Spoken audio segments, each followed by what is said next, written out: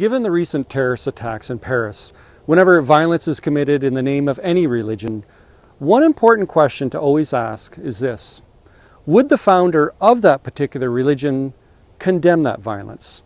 For example, when the Crusaders painted crosses on their shields and attempted to retake the Holy Land from the Muslims, do you really think that Jesus would have approved of that?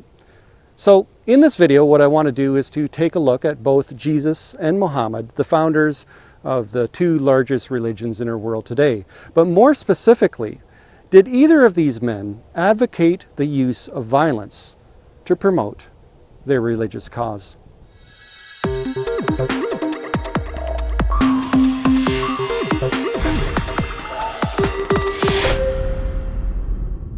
When you read the Gospels, one thing is absolutely clear. Jesus was not the Messiah that the Jewish people were expecting. Israel was under the foreign domination of Rome, with Roman troops scattered throughout the country. Now, the Jewish scriptures, what we'd call the Old Testament, spoke of a coming deliverer, a future Messiah. And to make a long story short, the Jewish scholars of the day interpreted that to mean that this Messiah would be this great military ruler who would overthrow the Romans. The only problem was, Jesus was a pacifist.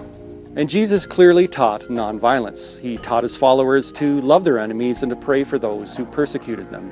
When Peter, his disciple, attempted to prevent Jesus from being arrested by pulling out a sword, Jesus told him to put it back and said that he who lives by the sword will die by the sword.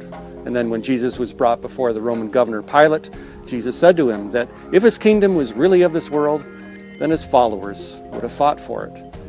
And then over the course of the next several centuries, as the Roman authorities heavily persecuted the church, putting many to death, the church never fought back, but rather turned the other cheek. In the end, Christianity became so widespread throughout the Roman Empire that the Roman authorities were forced to simply give up and to recognize Christianity as an official religion.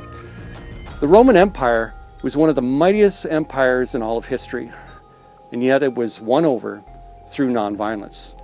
And that lesson was put into practice by two great men of the 20th century, Gandhi and Martin Luther King. Now, what I'm about to say next is historically factual, in which anyone with a smartphone can verify that while Jesus may have been a man of peace, Muhammad clearly was not. When he first began to preach his message to the people of Mecca in the 7th century, he wasn't well received. In fact, he and the few converts that he had managed to make were forced to flee to the city of Medina because of persecution.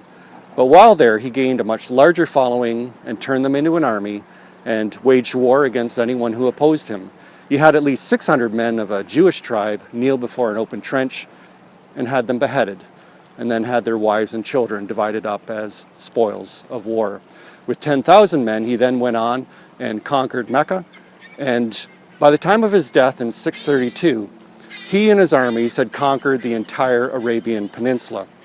And for over the next century, Islamic armies swept throughout North Africa, the Middle East, and Southern Europe, and were only prevented from taking over all of Europe due to their defeat at the Battle of Tours in 732.